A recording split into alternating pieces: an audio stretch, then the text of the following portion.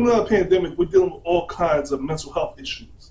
Anxiety, stress, depression, all being present in many of our lives, being prevalent in many of our lives, especially after being locked down for almost 2 years, being forced to stay at home, not being able to be social, not being able to go to social events, go to clubs, parties, concerts, even to the mall to go shopping, forced to do online shopping, not just for clothes and Christmas gifts, but even for groceries, not being able to sit down at a restaurant, not being able to communicate and socialize with your closest friends. It's even rougher on children who are forced out of school, forced to do online learning, forced to be educated without a teacher being present in front of them, forced to be educated at home, forced to go through different types of schedules, causing all kinds of anxiety and depression amongst us to change this new world order, this new world belief. But before we got into anxiety, before we got into a pandemic, we still had a pandemic that was already plaguing a lot of our children. And when I talk about children, I'm talking about our young black children who were overly diagnosed with ADHD, attention deficit disorder.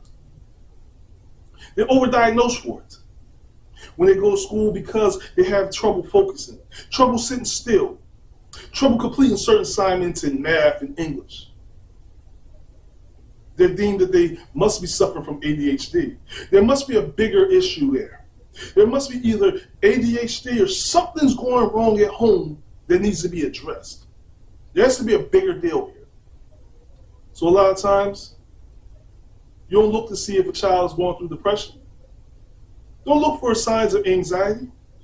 Hell, don't look for signs that maybe these kids are just not interested in what you're teaching. And that it's not an issue with focusing, it's an issue with lack of interest. So therefore, these kids are then being forced, stigmatized with ADHD. Now, before you say it, because I can hear people ringing out now, where there are people who actually have ADHD. There are children and adults who are found to have ADHD. Absolutely accurate. My youngest son is 8 years old, diagnosed with ADHD. He tested off the charts for having ADHD.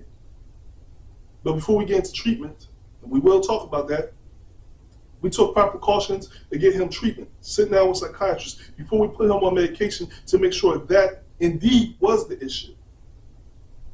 And though he has compulsions and issues with not paying attention but controlling himself, we hope to get him off ADHD, and off ADHD medication. I'm telling you, my youngest son is on his diagnosis with ADHD to admit that yes, there is true that some people do suffer from ADHD, but to even bring up a bigger issue, when getting my son the medication he needs to treat his ADHD, we went to a common problem.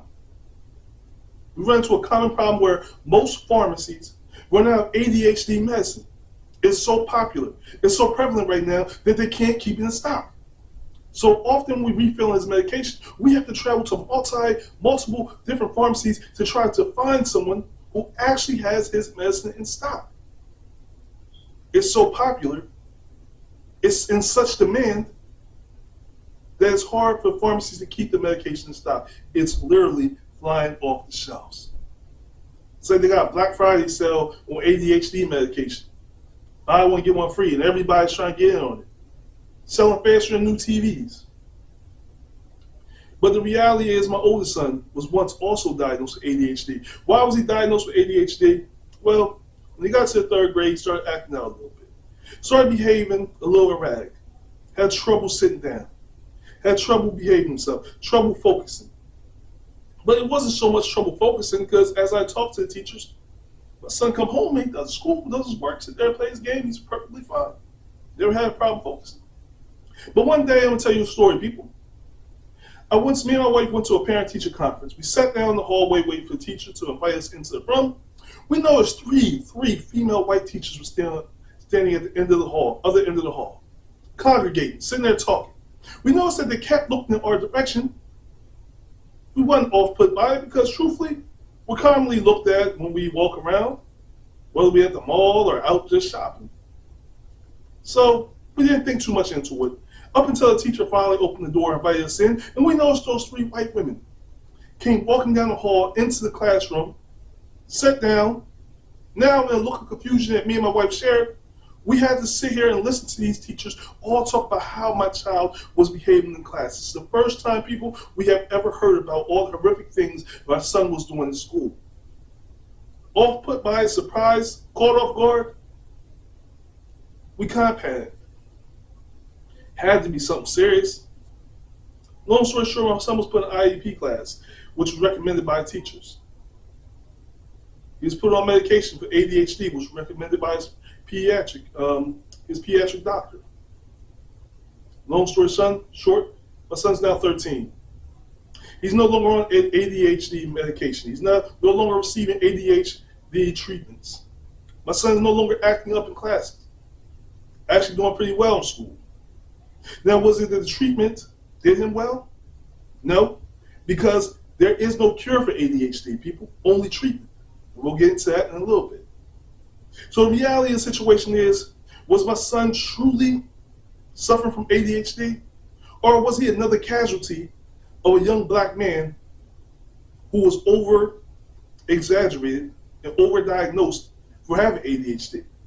Now let's go to the crux of this argument of ADHD. We got to look into the problem and how your child is diagnosed with ADHD. Well, before your child is truly diagnosed with ADHD, it's very important that you know how it goes that they find out or deem that your son or your daughter is truly ADHD. So what you have to do is you have to fill out a questionnaire. You as the parent, mother and father, have to fill out a questionnaire where you're answering certain questions on your child's behavior, their attitude, how they act, how they focus in school as well as home. Then you have to give a separate questionnaire to your teacher. The teacher at the child's school will then fill out a questionnaire answering the same questions. How does your child focus in school? How do they act? How do they act socially with their other classmates, other friends, family members? How is their behavior? How is their schoolwork? How is their grades? Then once you fill out these questionnaires, you will take them to your pediatric doctor. Your doctor will review them, and they will come up with a treatment plan and diagnosis for ADHD, meaning they will let you know what kind of medications that are available that your child should take to help control the compulsions of ADHD. Now, if your said child is under a certain age, 6 and under, they will typically tell them that you have to go speak to a child psychiatrist to get further review on whether your child truly has ADHD. Now, let's say your child is above the age of 6. Well, the doctor is in their legal rights to diagnose your son or your daughter with ADHD and then give them a treatment plan, which normally is them just giving you medication to give to your child to help control their impulses, their compulsiveness, the actions, and having them sit down. Now, what you need to know is what are some of the side effects that your child will experience when they're taking this said medicine. Loss of appetite, loss of personality, loss of themselves. That's right, people. Your child will lose their appetite because after taking ADHD medication, they will not have an appetite for about 8 hours. So through the course of that medication streaming through their bloodstream, they will not have no appetite whatsoever. You will notice your child is a shell of themselves. That outgoing personality will dissipate. You will no longer notice that your child is their normal selves when they're taking this medication. You may not even recognize your child anymore. This is some of the differences that's going to happen when you see your said child is taking this medication. Now, what doctors will tell you, and if you look up the CDC, what they'll tell you as part of the treatment plan is that you actually go see a therapist. Now, ask yourself this question, people. How many of you right now who have been dealing with anxiety, stress, depression from the pandemic that has been plaguing us? You've been forced to sit in the house for almost 2 years. No social life whatsoever. You can't go to nightclubs, can't go to, restaurants, you can't go to concerts, you can't hang out with your buddies, can't have, family dinners because you're so worried about COVID. You were forced to literally stay in the house and to learn about yourself and your spouse. Many marriages lost to this. And from that, you came out with came from the pandemic and lockdown with what? A higher level of anxiety that you may not have noticed, depression. You deal with more stress. You deal with mental health issues yourself. And a lot of you, because the mental health issues you were dealing with has been deemed that have ADHD. And that's exactly what you think about with kids, but what if you don't have proper or adequate insurance where you can take your child to see a psychiatrist therapist? Where you're forced to just sit here and settle for the fact of taking this ADHD medication, hoping that it controls your child's impulses so you don't get calls from school, talk about how your child's behaving, and forcing you to leave your job, because I know you need your job to pay these high soaring costs of food, clothes, and God knows what else, because everything seems high now. And you don't want to lose your job, so what do you have to do? What do? You give your child the medication, you fold for the opportunity, you fold under the pressure that your child has ADHD, and the only way to solve the issue is by giving them this medication. You fold, right, people? You give your child this, but you're not really looking at the research that young black kids are the most overly diagnosed for ADHD. But we're going to go even deeper than that, because it's just not young black kids. Do you realize that it's kids who are under poverty-stricken kids, come from poverty-stricken neighborhoods, who are overly diagnosed for ADHD? Black kids who are from poverty-stricken neighborhoods. Research it. If you think I'm lying, people, are more diagnosed with ADHD than white, Latino, or Asian. Young, poor black kids. Now let's look into it. Now, ADHD, if you look at what consists of you being diagnosed with ADHD, you'll see that it's a long list that, if you want to be honest, truthfully, me, myself, and even you would qualify for being diagnosed with ADHD based on that list, because I'm pretty sure, almost 100% sure, that all of us have some symptoms that exist on that very list that is used to diagnose our children with ADHD. But we don't look into the reasons our children are acting out. I spoke about my son, right? I spoke about my son. My oldest son is now 13. He was diagnosed with ADHD. I said that I believe that he was incorrectly diagnosed with ADHD, that he was just going through a period of time. I also spoke about the fact that he was diagnosed with ADHD. Me and my wife, his mother, decided to take him off of ADHD medication. We decided to remove him out of IEP classes because we felt it was not doing him any justice. Since we have done that, despite the dispute from the school, my son has done well in school, has not had any issues, have not been suspended. His learning has excelled. His social skills has excelled. Not because the ADHD medication cured him of ADHD, but because he was overdiagnosed. Now, if you look at what's going on in a child's life, you may find out that a lot of our children are not only overdiagnosed with ADHD, but there's a treatment and a cure that can be used that doesn't require our kids for taking actual medication and being forced to be put on medication that can have other issues that may exist later in life. So let's think about and break down my son. What was going on in my child's life at the point where he was diagnosed with ADHD? Well, we had just finished adopting my now 8-year-old son, and where my oldest son, 13 years old, at the time was about 8, where my youngest son, who's now 8, was 2 years old when we adopted him. He was an only child. Now we're bringing a whole other child who required most of my attention. He didn't take that well. He didn't adapt well to it, because my youngest son has a whole different personality. Has a whole different personality as me, my wife, my youngest son, my oldest son. And this had a change on him. He was having a change where he was moving to a higher grade in school, more challenging work. And it wasn't that he couldn't pay attention to people. It's sometimes, when you have teachers teaching certain subjects, kids struggle with them subjects. They struggle to learn it. So it's not that they have an attention problem. It's a problem with the education system and how they're teaching our children, and the manner that they go about teaching our children. And because they don't see an issue with it, our children continue to suffer and be forced to be overly diagnosed with ADHD. So I'll give you an example, people. I'll give you an example. You, as adults, you go to a new job, right? Maybe you had experience with the software, maybe you had experience with the job, maybe not. Maybe this is your first time going to a new job, new opportunity, new company. Tell me how you feel when you walk into that new job, that new company, doing this new job, and you get a week, maybe 2 weeks of training. You get to a point where they give you 2 weeks of training, and it's not really good training. It's mediocre training at best. They're not really explaining things, and they throw you in the deep end of the pool and expect you to not only do that job, but to abide by certain numbers. Now you're forced to do that. You're sitting at a desk. No one's there to answer questions. No one's there to explain to you, because as your child might hear in school, we have 30 other students in this classroom. We don't have time to give you individual attention. At your job, your said job, the manager, the person who trains you, does not have time to give you individual attention to answer all of your questions. Now, what are you forced to do, people? You're forced to sit there and figure out the solution to the problem yourself. What happens when you can't, when you don't even know where to begin to look? What does your mind do? What does your body do in that situation? You start to freeze up.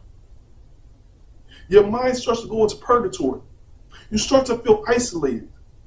You start to feel depressed, stressed. A level of anxiety starts to rain down on you. And what comes from this? Do you actually finish the work? Do you meet your numbers and standards that the company came to you? No. Next thing you know, you get a call to the manager's office and try to figure out why your numbers are not meeting the standards. Why is your work not getting done? And all this is a reflection of you not getting the education and training you need to do the job.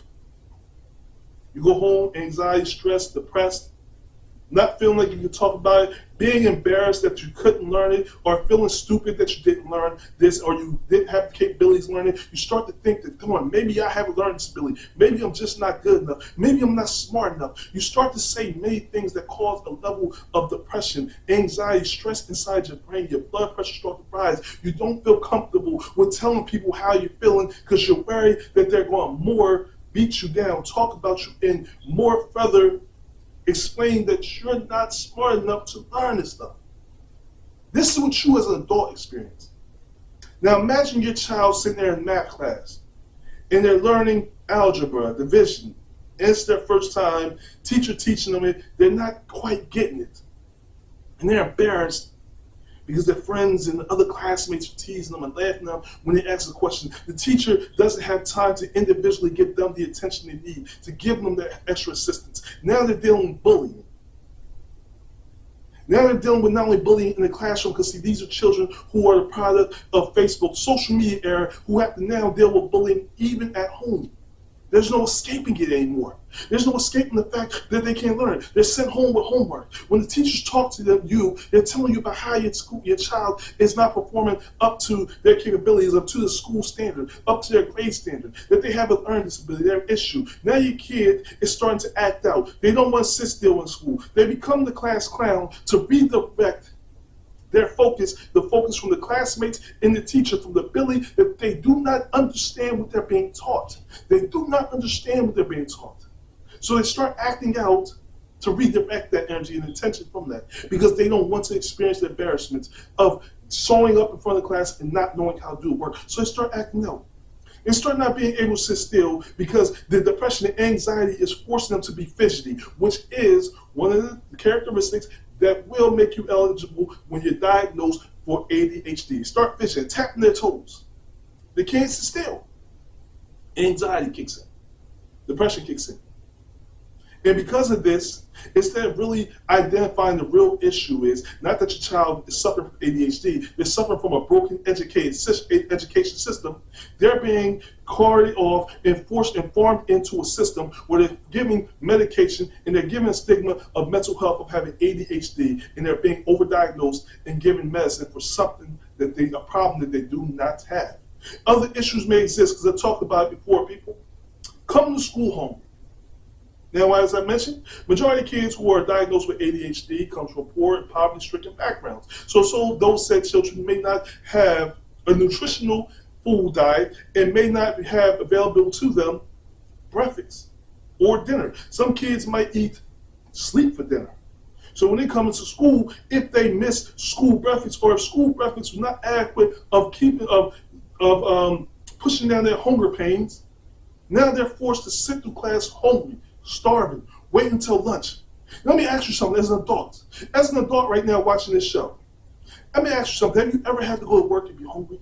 Have you ever had to do anything and be hungry? I'm not talking about hungry where, you didn't get that Chick-fil-A biscuit, chicken and biscuit that you wanted, or you wasn't able to get your cup of coffee from Wawa or wherever, Starbucks, or wherever you get your coffee. I'm not talking about that type of hungry. I'm talking about you ever went to work and you're hungry, not because it's a choice, not because you're fasting, but because you don't have the food to eat in your refrigerator. You don't have food. You can't afford food because the prices are so damn high you can't afford it. Did you ever have to go to work hungry and your stomach is growling so loud that you can't hear when someone's talking to you, even when you're trying to distract yourself with music, radio, podcasts, TV shows, whatever you try to distract yourself with, the hunger pains and the growling of your stomach is so loud that you can't even hear yourself think. Have you ever had to go to work like that? And if you have, you tell me, how well did you work?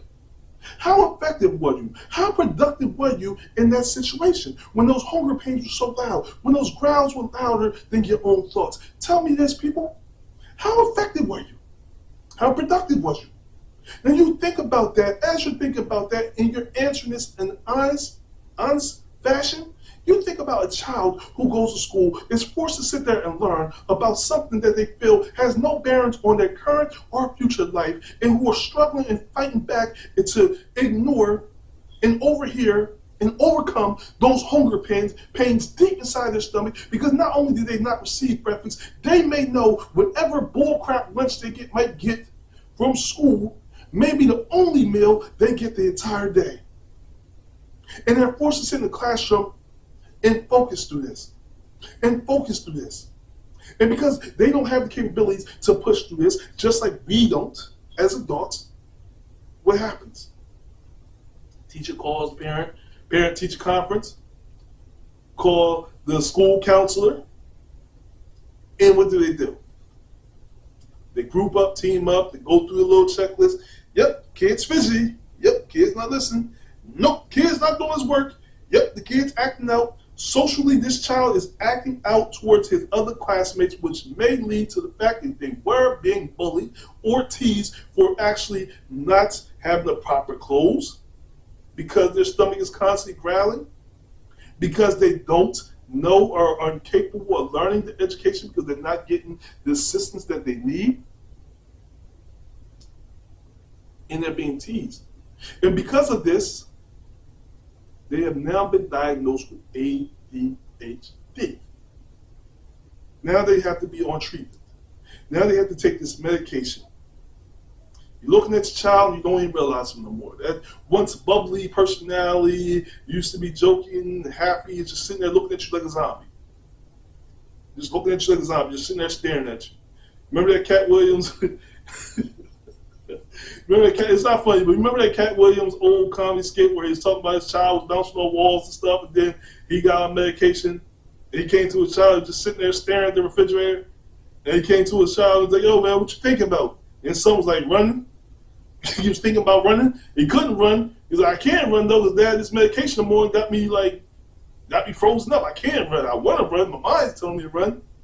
My body telling me not to, because this medication affects that part of the brain. Now, I must point out again to those who are out there who are staring there screaming at the computer screen, but there's people who actually suffer from ADHD. You're absolutely right. There is people who suffer from ADHD, and those people who suffer from ADHD, who truly suffer from ADHD, should be able to go to a pharmacy and pick up their medication and not hear that they're out of stock and they don't know when the medication is going to be stopped, because ADHD is so overdiagnosed in our young black children that they're running out of medication for those who truly need it.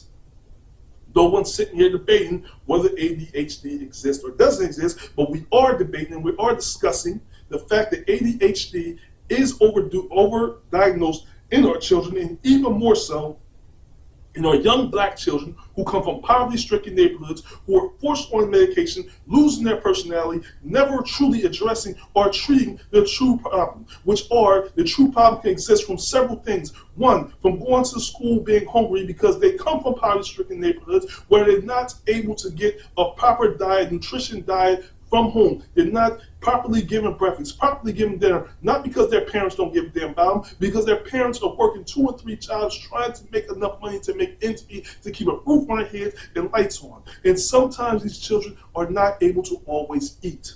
And some of them have to eat, sleep for dinner. We're talking about children who often don't get this complicated educational system that me as a grown man went to college, deansless in college. Didn't graduate because I didn't finish it yet. I'm about to finish, but 3.75 average in college and didn't even sit here and try. Would not understand the teaching that they're doing in school. I fairly think of myself as a very educated man, but I don't understand what the hell they teach our children. You're forcing children to sit here and learn some things that they're not interested in, and they don't see how it interacts with their current life or their future. You're dealing with children who have another issue, and I'm going to talk about this before I go, because it's important I say this. You're dealing with children, especially young black men, who go to school, and ask yourself how many black teachers your child has had. Then ask yourself how many black male teachers have your child had throughout their whole entire school year. Then you have children who are going to school being taught by white women, older and young white women, who see our young men or young black men as being intimidated by them. They're intimidated by young black men because when they act out, when they show out, they don't take time to understand them. They get intimidated by them. They get intimidated by their hair look. They get intimidated by their attitude. They get intimidated about their outbursts. And they get intimidated about them. And the first thing they talk about, get them kids the hell out of my classroom. Get them niggas out of my classroom, because they're naturally intimidated by these children, thinking that they're going to hurt them. These are the hurdles our children are facing in school. You got a school system that's clearly broken, where teachers are not, even good teachers, are not capable of giving our children the individual attention they need to give them, help them, assist them with learning. You got children who are going to school hungry. You have children who are going to school and being bullied by other students who are forced then to try to learn and sit still in class.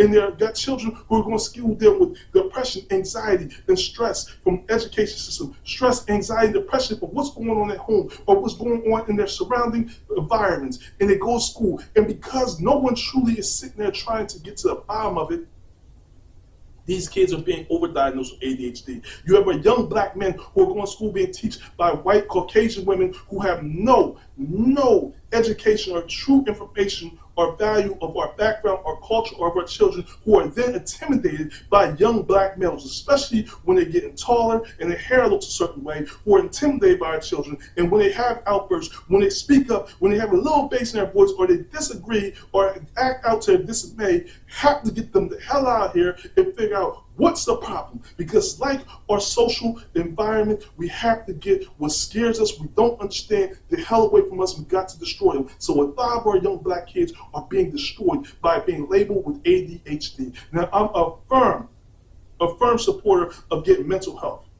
Getting help for mental health. I'm a firm supporter of believing that mental health is a serious issue that does plague the black and all other communities, and that the black community does not take seriously. But I'm also a firm believer and supporter of fighting back against overdiagnosing of ADHD. If your child needs it, then fine. If your child needs IEP, then fine. But I'm not with keep overdiagnosing our children for ADHD, for IEP, because you don't want to deal with them and you don't want to take the time to understand and properly educate them and find the solution. If you know anything about ADHD, people, then you know this. ADHD does not have a cure for it. There is not a cure for it, just treatments, people. So your child will be on ADHD medicine, Ritalin, or whatever else for the rest of their lives. Some of the social issues that exist with our children are not due to them having ADHD. It's due to people in the school system not taking the time, doctors not taking the proper steps of precaution to deal with what's really going on. Let's fight back against ADHD and overdiagnosing of ADHD in the black community. I want to thank you for joining me for another episode of Past and Present Podcast. Remember to like, comment, subscribe to my channel. Let me know what your thoughts are on this and every other episode. And until next time, people, stay woke, stay focused, most importantly, stay tuned. Peace.